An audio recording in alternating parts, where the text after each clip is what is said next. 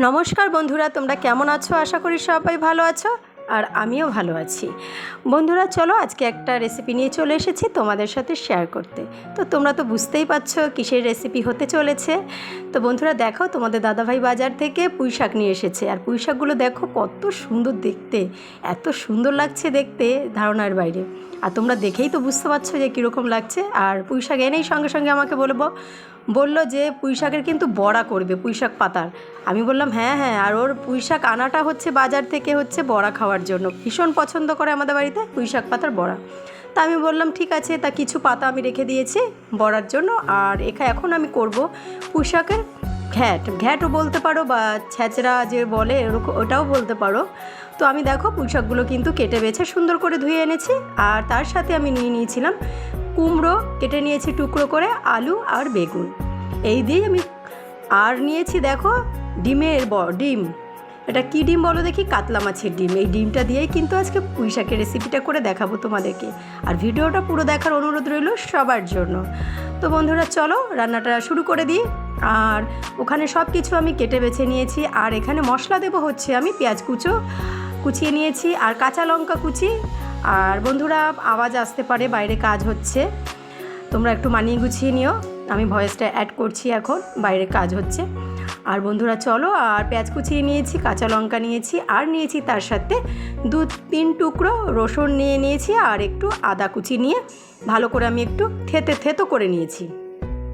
আর এখন আমি এই ডিমটাকে সুন্দর করে ভেজে নেব। তা ভাজার জন্য ডিমটার মধ্যে আমি নুন আর হলুদ মাখিয়ে দিয়েছি। আর এখানে কড়াই বসিয়ে দিয়েছি তেল গরম করতে। আমার তেলটা গরম হয়ে গেছে। এখন কিন্তু আমি সেই ডিমটা যে মেখে রেখেছিলাম, আর ডিমটা যদি একটু না মাখতাম তাহলে কিন্তু মানে কীরকম যেন একটা লাগে, তাই আমি ডিমটাকে একটু মেখে নিয়েছিলাম নুন আর হলুদটা দিয়ে। তারপর আমি ভাজার জন্য দিয়ে দিয়েছি কড়ার মধ্যে। আর সুন্দর করে এটা ভেজে নিতে হবে, লাল লাল করে ভেজে নেব আমি ডিমটা। তোমরা দেখতে থাকো, আশা করি তোমাদের পুরো ভিডিওটা ভালো লাগবে। আর এভাবে তোমরা বাড়িতে একবার পুঁই শাক রান্না করে খেয়ে দেখবে, অসাধারণ লাগে, একদম মানে ধারণার বাইরে। আমাদের বাড়িতেও পুঁই শাকের ঘ্যাট হলে শুধুই খাওয়া হয়ে যায়, ভাত আর লাগে না সাথে। বাটি নিয়ে শুধু বসে পড়ি আমরা সবাই, যতক্ষণ থাকে ততক্ষণ খাওয়ার জন্য। শেষ তো বেশ শেষ, খাওয়াও শেষ আমাদের, বুঝতে পেরেছো বন্ধুরা? তো চলো দেখো, ডিমটাকে কিন্তু সুন্দর করে ভেজে নিতে হবে আস্তে জাল দিয়ে। বেশি পরিমাণ জালটা দেবেন না, মিডিয়ামে রাখবেন। আর ডিম কিন্তু কড়ার মধ্যে দেওয়ার সময় কিন্তু ফাটে ফটফট করে, তোমরা একটু সরে যাবে, কারণ এই তেলটা যদি ছিটে গায়ে লাগে খুবই কষ্ট। যারা রান্না করে তারা বুঝতেই পারছো, প্রত্যেকের ক্ষেত্রে এই জিনিসটা হয় কম বেশি। তো আস্তে আস্তে করে আমি ডিমটাকে ভেজে নিচ্ছি। আর এটা ছিল হচ্ছে কাতলা মাছের ডিম। আর এই ডিম দিয়ে কিন্তু পুঁই শাকের ঘ্যাট খেতে কিন্তু দারুণ লাগে পুঁই শাকের রান্নাটা। তোমরা বাড়িতে কিন্তু করে খেয়ে দেখবে বন্ধুরা। আর কেমন হচ্ছে আমার রান্নাটা তোমরা কমেন্ট করে কিন্তু বলো, ভুলে যেও না আবার। আর পুরো ভিডিওটা যারা দেখছো তাদেরকে অসংখ্য ধন্যবাদ আমার ভিডিওটা দেখার জন্য। তো চলো বন্ধুরা, আমার ডিমটা ভেজে নিই, তোমরা দেখতে থাকো। ডিমটা ভাজতে একটু সময় লাগে। আমার কিন্তু ডিমটা রেডি হয়ে গেছে ভাজা, দেখো বন্ধুরা আমি তুলে নিয়েছি। আর ওই যে কড়ার মধ্যে আমি আরেকটু পরিমাণ তেল দিয়েছিলাম, তেলের মধ্যে আমি এখন ভেজে নেব যে সবজিটা টুকরো করে রেখেছিলাম, যেমন কুমড়ো রেখেছিলাম, বেগুন রেখেছিলাম, আর টুকরো করে আলু রেখেছিলাম। এই সবজিটাকেও ভালো করে তেলের মধ্যে আমি ভেজে নেব।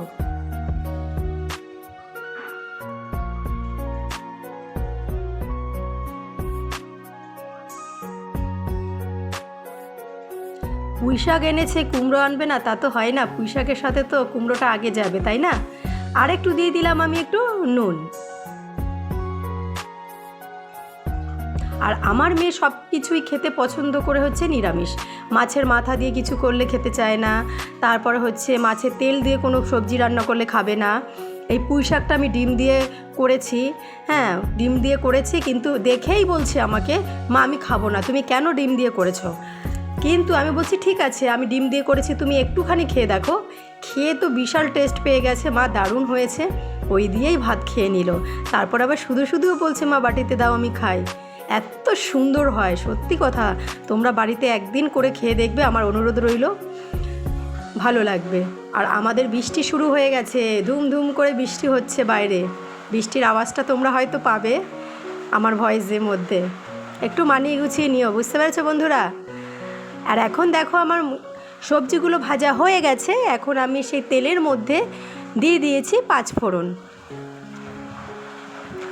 আর এই সবজিটার মধ্যে কিন্তু 5 ফোড়নটাই দিতে হয়, দারুণ লাগে, একটা দারুণ সেন্ট আসে 5 ফোড়ন দেওয়ার জন্য। আর দেখো 5 ফোড়নটা কিন্তু আমার একটু হয়ে গেছে। এখন আমি কুচিয়ে রেখেছিলাম কাঁচা লঙ্কাগুলো দিয়ে দিলাম। এখানে কিন্তু আরও কাঁচা লঙ্কা দেবো, আমি পুরো রান্নাটা কিন্তু কাঁচা লঙ্কা দিয়েই করব। আর এখানে দিয়ে দিলাম কিছু পরিমাণ যে পেঁয়াজটাকে কুচো করে রেখেছিলাম, সেই পেঁয়াজ কুচিটা দিয়ে দিলাম। এখন এই পেঁয়াজ কুচিটাকে ভালো করে আমি একটু হালকা ভেজে নেব।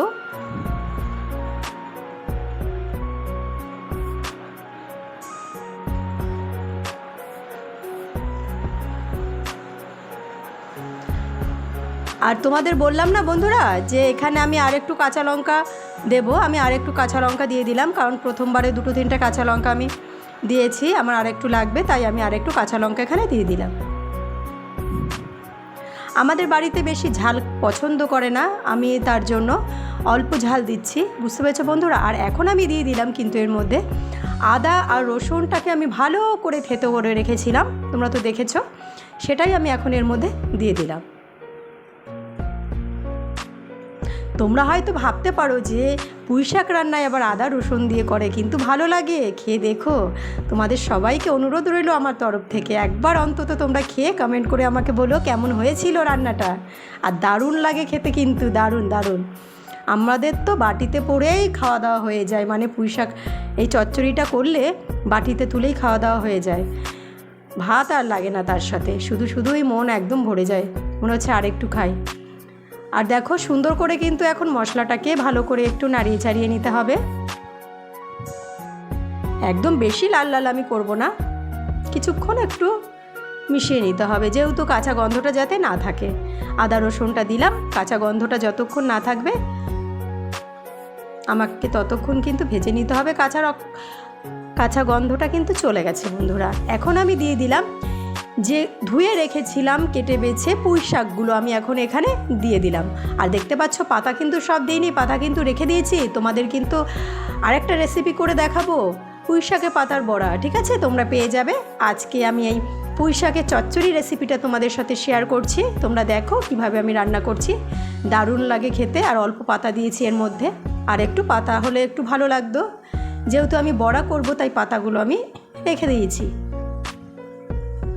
এখন ভালো করে কিন্তু নাড়িয়ে চাড়িয়ে নিলাম মশলাটার সাথে। এখন কিন্তু একটু ঢেকে দিতে হবে, জানো তো বন্ধুরা। আর তার সাথে একটু দিয়ে দিতে হবে একটু হলুদ আর একটুখানি লবণ। আমি কিন্তু ঢেকে দিলাম, বুঝতে পেরেছ, ঢেকে দিলাম। তো ঢেকে দেওয়ার কিছুক্ষণ পর কিন্তু আমি আবারও চলে আসলাম 5 থেকে 10 মিনিট পর। দেখো আমার কতগুলো পুঁইশাক ছিল আর কৌটুখানি হয়ে গেছে। এরকমই যে কোনো শাক পাতা তোমরা বাড়িতে যখন নিয়ে আসবে, দেখা যাচ্ছে তখন যখন বাছা হয় তারপরে কত দেখায় না এতগুলো শাক, কিন্তু যখন কাটা বাছা হয়ে কড়াইয়ের মধ্যে দিয়ে দেওয়া হয় তখন কমে একদম অল্প একটুখানি হয়ে যায়।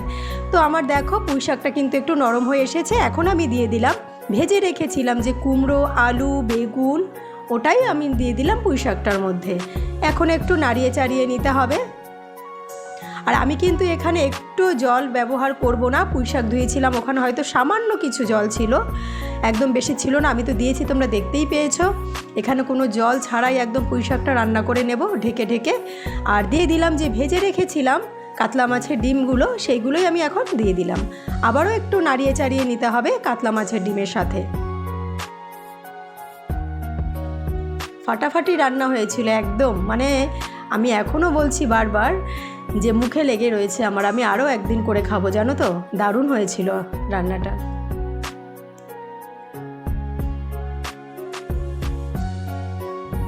এখন ভালো করে আবার নাড়িয়ে চাড়িয়ে নিতে হবে। আমি কিন্তু এটা ঢেকে ঢেকেই রান্না করব সম্পূর্ণ, এখানে কোনো জলের ব্যবহার করবই না। আমি আবারও ঢেকে দিলাম। ঢেকে দেওয়ার আবারও 5 থেকে 10 মিনিট পর চলে আসলাম। আর দেখো বন্ধুরা আমার ঢাকনাটার ভিতরে যে ঘাম ঘাম একটা ভাব, জল জল হয়ে গেছে, ওটা দিয়েই আমার রান্নাটা কমপ্লিট হয়ে যাবে। আমার এখানে কোনো এক্সট্রা জল ব্যবহার আমি করব না। আর আর জল ব্যবহার করলে কিন্তু একদম ভালো লাগবে না খেতে। তোমরা জল ছাড়াই এভাবে ঢেকে ঢেকে রান্নাটা করবে। আমি কিন্তু আবারও কিছুক্ষণ পর চলে এসেছিলাম, আবার একটু নাড়িয়ে চাড়িয়ে নিচ্ছি। এভাবেই কিন্তু রান্নাটা আমি সম্পূর্ণ করব। আর এর মধ্যে কিন্তু আর কোনো কিছু মশলা যাবে না, যা দেওয়ার আমি কিন্তু মশলা যখন করেছি তখন আমি সম্পূর্ণ মশলাটা একসাথেই দিয়ে দিয়েছিলাম। খেতেও দারুণ লাগে, ভাতের থেকে কিন্তু জানো শুধু শুধু খেতে ভালো লাগে। আর একদম অনুষ্ঠান বাড়ির মতো হয়েছিল চচ্চড়িটা।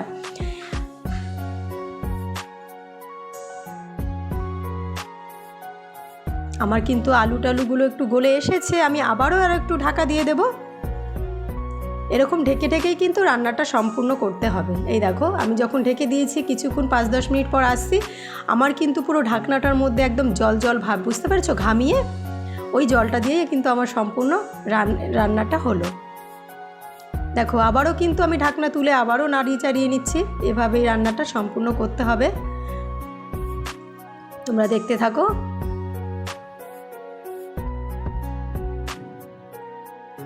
সবাইকে একটা অনুরোধ করছি, সবাই ভিডিওটা কিন্তু ফুল ওয়াচ করবে, পুরো ভিডিওটা দেখবে, কেউ স্কিপ করবে না, হ্যাঁ?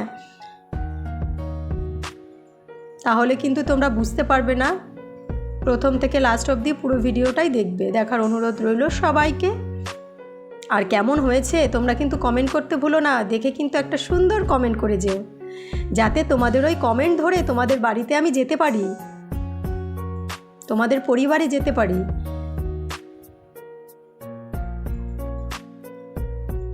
না হলে তো বুঝতে পারবো না, না বন্ধুরা? তোমরা যদি কমেন্ট না করো আমি বুঝতেই পারবো না যে কে কে আমার ভিডিওটা তোমরা দেখেছো, রান্নাটা দেখেছো, কার কার পছন্দ হয়েছে, তাই না?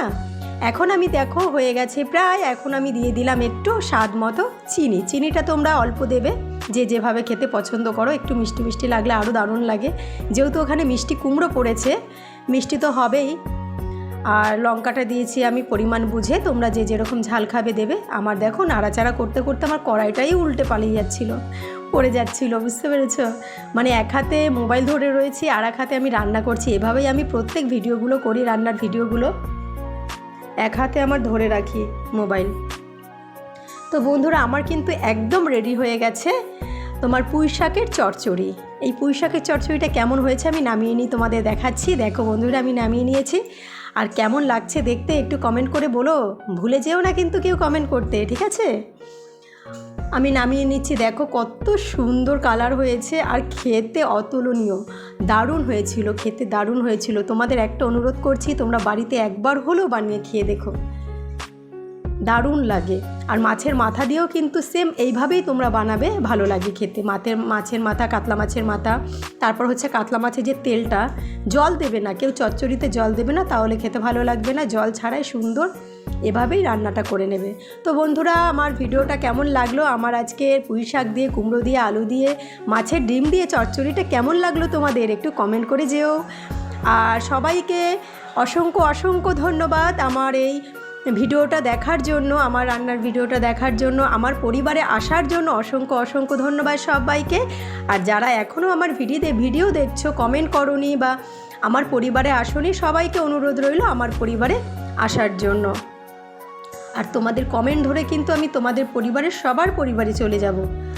বন্ধুরা দেখো আমার কিন্তু চচ্চড়িটা কমপ্লিট হয়ে গেছে। আর আমার ভিডিওটা দেখার জন্য অসংখ্য অসংখ্য ধন্যবাদ সবাইকে।